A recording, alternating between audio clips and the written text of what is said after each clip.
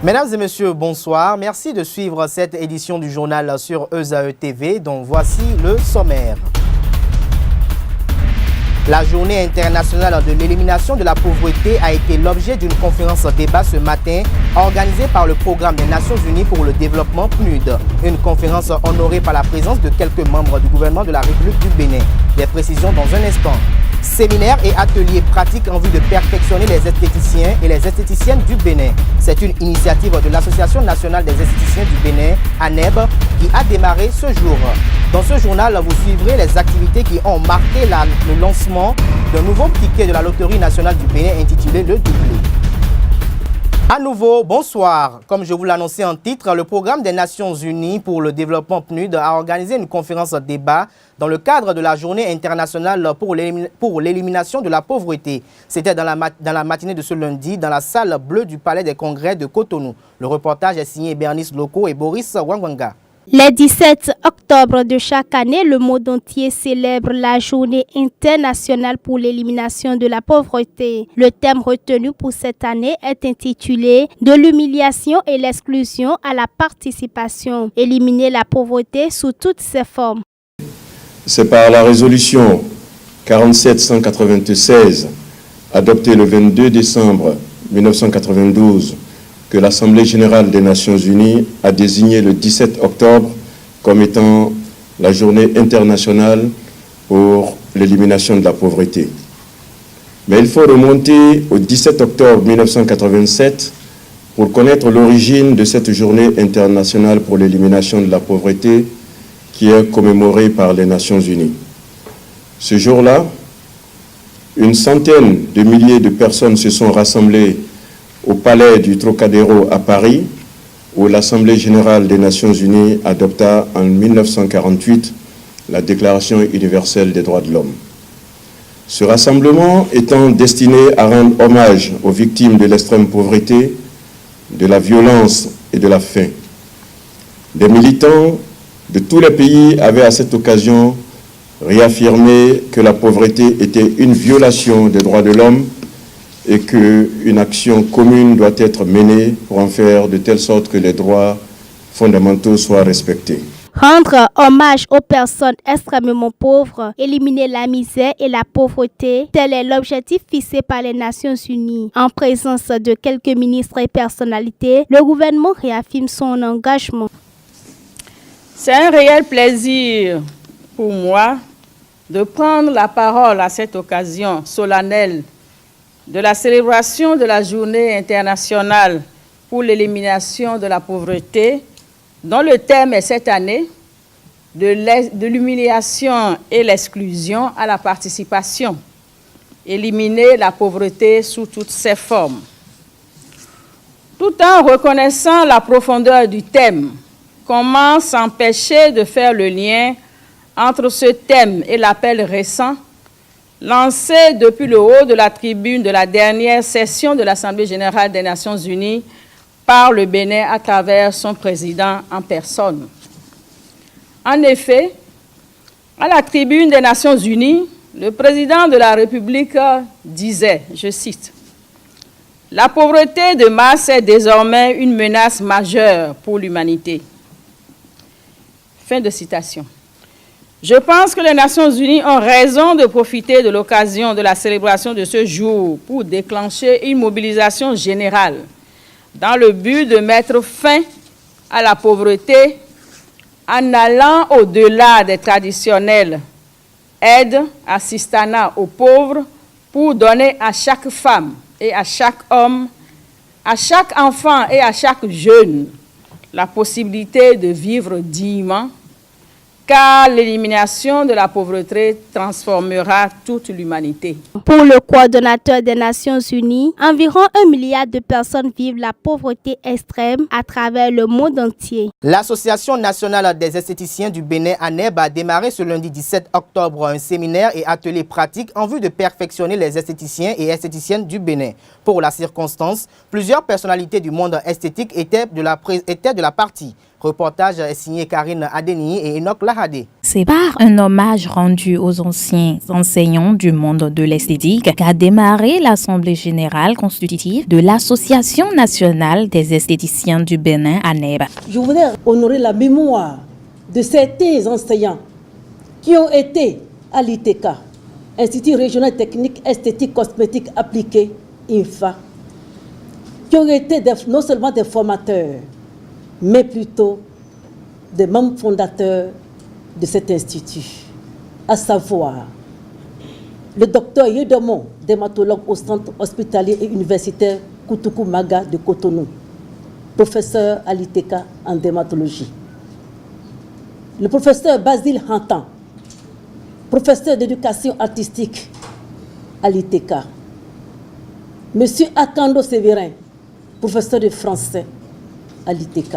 Le ministère de la Santé n'est pas resté en marge de l'événement. Son représentant a, de par sa présence, affirmé le soutien de son ministère. Je voudrais vous inviter à vous unir davantage et tel que venait de le dire votre responsable, après cette assemblée générale, dès que tout serait mis en place, nous allons essayer de nous revoir en termes de partenariat public-privé et voir exactement ce que nous pouvons faire pour le bonheur de toute la population béninoise.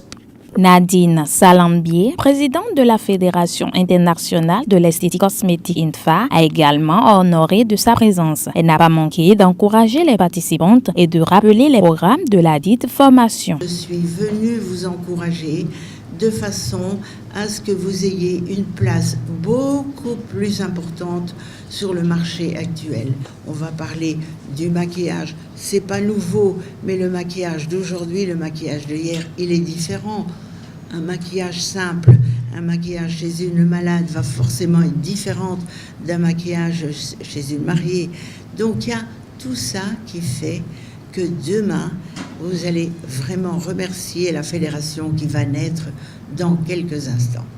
Il faut rappeler que le séminaire et l'atelier pratique se déroulera aussi le jeudi 20 octobre 2016. C'est désormais une vérité de la palisse et d'un secret de polichinelle. Le gouvernement de la République du Bénin a suspendu tous les travaux de lotissement sur toute l'étendue du territoire national. Une mesure visant à bannir l'insécurité foncière avec la réalisation du cadastre national. À cet effet, je vous propose de suivre un extrait des propos du magistrat Gilbert Togbonon. Il se prononce sur la conception du cadastre national d'une part et d'autre part explique le contenu et le bien fondé de son ouvrage, le guide pratique sur le code foncier. Suivez donc. Le cadastre, c'est un instrument que le code foncier a institué, qui est un ensemble constitué de documents cartographiques et littéral également à l'échelle nationale et locale. Et ce document comporte des informations géographiques, ensuite des renseignements attachés relatifs aux parcelles de propriété individuelle. Donc le cadastre, c'est un ensemble technique, des outils d'identification, d'enregistrement, de description des terres et une représentation cartographique de l'ensemble du territoire national sur une base communale selon la division de parcelles de propriété.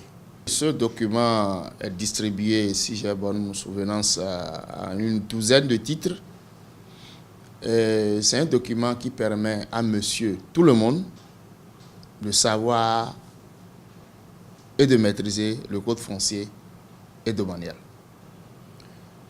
Nous avons par exemple une partie qui est réservée au monde judiciaire, avec tous les acteurs de la justice, le président du tribunal, le juge, l'avocat, le notaire, l'huissier. Il y a des parties qui ont été dédiées à cette personne-là dans le livre et permettent également à chaque citoyen de connaître le rôle de ceux-ci. On a également une partie qui est consacrée à tous les acteurs administratifs, à savoir les structures créées par l'État, l'ANDF, le Conseil consultatif foncier, c'est-à-dire l'Agence nationale du domaine foncier, le Conseil consultatif foncier, le régisseur, nous avons tout ce qui concerne le cadastre dedans. Nous avons également les instances locales, à savoir la commission de gestion foncière et la section villageoise de gestion foncière. J'ai mis particulièrement l'accent sur le rôle des chefs quartiers dans le foncier, c'est dedans, le rôle des chefs d'arrondissement, le rôle du maire, le rôle du conseil communal, le rôle du président des affaires domaniales et environnementales de la mairie, et enfin le rôle du préfet. En dehors de ces spécificités, il y en a d'autres. Dans le livre, nous avons par exemple les titres fonciers, c'est-à-dire de l'État à Cotonou et les titres fonciers de l'État à Savalou. Cela permettra, pour Cotonou, permettra aux habitants de Cotonou de savoir leur situation géographique. S'ils sont par hasard sur le titre foncier de l'État ou un des titres fonciers de l'État, ils doivent lire le livre pour savoir la procédure qu'il faut respecter aux fins d'obtenir le morcellement de ce titre pour pouvoir avoir du titre maire leur titre de propriété. Donc beaucoup d'éléments sont dans ce livre. C'est ma contribution à mon pays. Suite au communiqué rendu public par le ministre de l'Enseignement supérieur et de la Recherche scientifique, faisant la lumière sur les universités privées du Bénin qui ont satisfait à un minimum de conditions pour l'exercice de leurs activités, dans la nuit du vendredi dernier, quelques promoteurs d'universités privées ont répondu à ce communiqué à travers une conférence de presse. On les écoute à travers un extrait que nous a réalisé Enoch Lahadé. Nous avons reçu, comme tout le monde entier, sur les réseaux sociaux, qui est la nouvelle méthode de communication de Madame la ministre Atanaso, ministre de l'Enseignement supérieur et de la Recherche scientifique, un communiqué faisant état d'un certain nombre d'universités ayant rempli un minimum de conditions pour la co-scienture pour l'année académique 2016-2017. Selon les informations reçues oralement de M. Doji Amuzoubi, le DPES, le seul critère retenu serait la production d'une liste d'enseignants qui n'a jamais été demandé formellement à qui que ce soit. Nous nous sommes réunis ce jour, 14 octobre 2016, pour apporter une clarification à ce sujet. 1. Le ministre de l'Enseignement supérieur et de la Recherche scientifique n'a envoyé de courrier à aucun promoteur d'université pour transmettre une quelconque liste. 2. Certains promoteurs ici présents ont été appelés dans la nuit du 12 au 13 octobre 2016 pour produire une liste que le président de la République aurait demandé. 3. Le seul critère de liste des enseignants retenus dans cette évaluation est un critère subjectif et ne peut être un argument d'une commission. 4.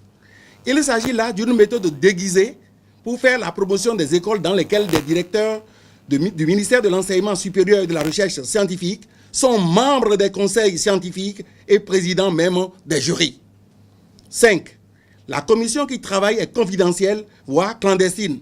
Nous dénonçons ainsi cette façon dissimulée, à l'abri de tout regard, sans transparence, qui semble être le nouveau style de direction du ministère.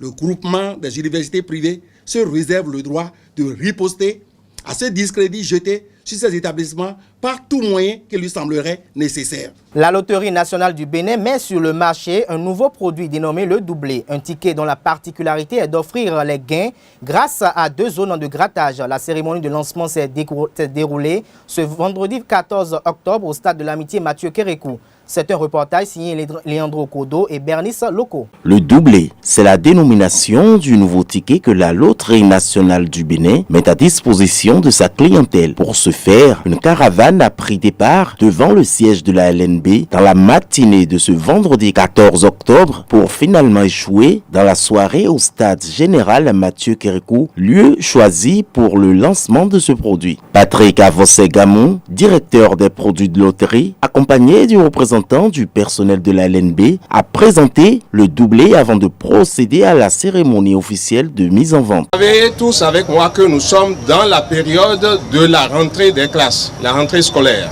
Et les parents, pour faire face à la rentrée, ont fait beaucoup de dépenses.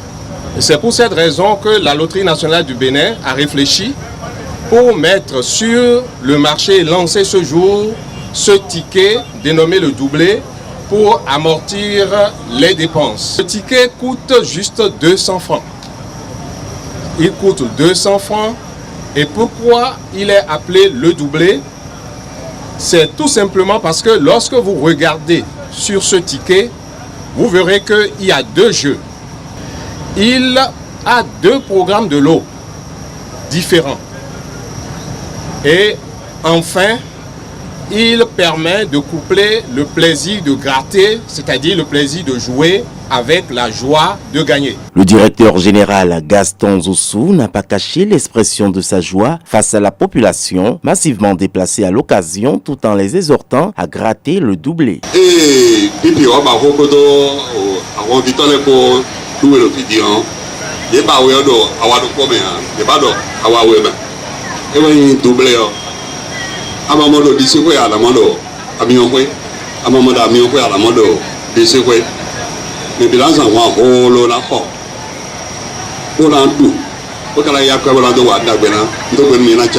Une soirée festive auréolée de prestations d'artistes à l'instar de la troupe de Pipi Wabaro et Vano Baby.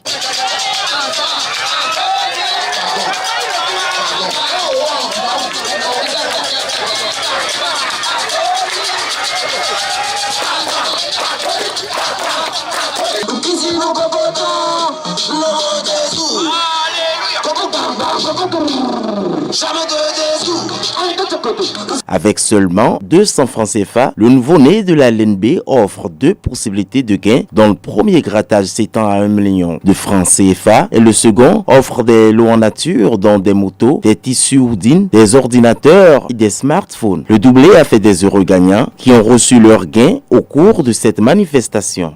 Restons avec la Loterie nationale du Bénin. Elle a procédé dans la matinée du samedi dernier à une campagne de sensibilisation sur le tout nouveau ticket à travers une caravane qui a parcouru les rues de la ville de Cotonou. Bernice Loco et Leandro Kodo ont suivi l'itinéraire de la marche. Suivez les comptes rendus. Créée depuis 1967, la Loterie nationale du Bénin veut toujours faire des heureux à travers ses différents produits. Avec son nouveau ticket intitulé le doublé, la Loterie nationale du Bénin continue d'innover. Tôt ce matin dans la ville de Cotonou, une caravane a alerté toute la population. Elle a pour itinéraire le siège de la LNB à Ganhi, en passant par la préfecture de Cotonou, Misebo, station Legbam. La caravane a pour point de chute le stade général Mathieu Kérékou. Le lancement officiel de ce nouveau produit est prévu en fin de soirée sur l'esplanade du stade de l'Amitié. La Loterie nationale du Bénin compte accompagner toute la population béninoise à devenir des millionnaires. Elle demande aux uns et aux autres de gratter sans hésitation car la chance peut sourire à tout moment. Le seul critère pour intégrer la grande famille des millionnaires reste le grattage car les lots aux gagnants, les bénéfices à la nation. Les informations hors de nos frontières, c'est à travers la page Inter, une réalisation de Anifat Boukari et Florian Diamagbo.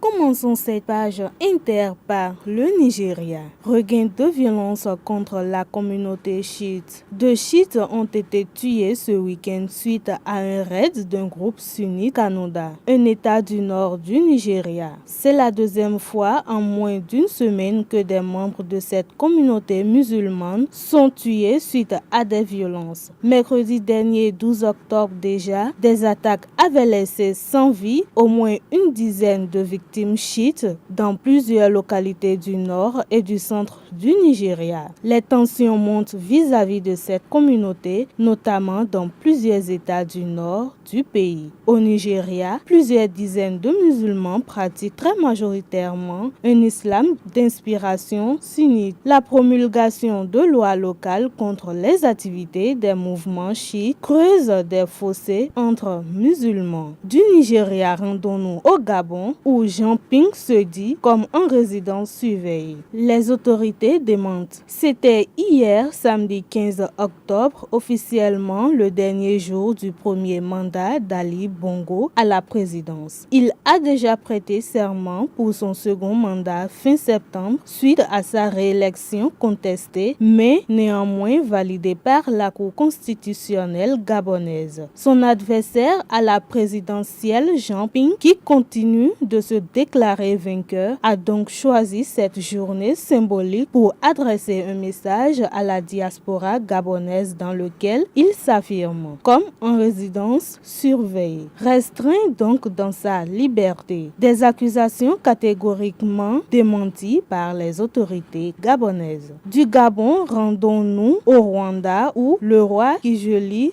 V est mort. Le dernier roi du Rwanda, déchu, vivait en exil aux États-Unis depuis 1992. Il s'est éteint dimanche 16 octobre, une information confirmée par l'un de ses proches. Il avait 80 ans. Un membre de sa famille doit être désigné pour une communication sur le décès de cette grande figure traditionnelle rwandaise, mort loin de chez lui. Refermons cette page inter avec le Burundi. L'UE veut priver le gouvernement burundais des fonds de l'AMISOM. La menace planait dans l'air depuis des mois, mais l'Union européenne semble avoir décidé de passer aux actes cette fois. L'organisation européenne, premier donateur du Burundi et dont l'aide représente 20% du budget, a décidé des sanctions contre le Burundi, accusé de graves violations des droits de l'homme et d'avoir refusé jusqu'ici de négocier avec son opposition. Mais devant un pouvoir de plus en plus sur la sellette et soupçonné des pires crimes contre l'humanité, l'Union européenne cherche à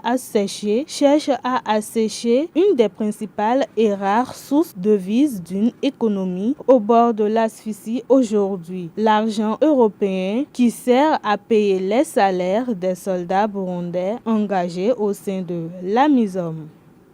Mesdames et messieurs, ce sera tout pour ce qui est des informations sur ESAE TV ce soir. On se retrouve demain avec d'autres informations sur les www.esaetv.com. Agréable soirée à vous.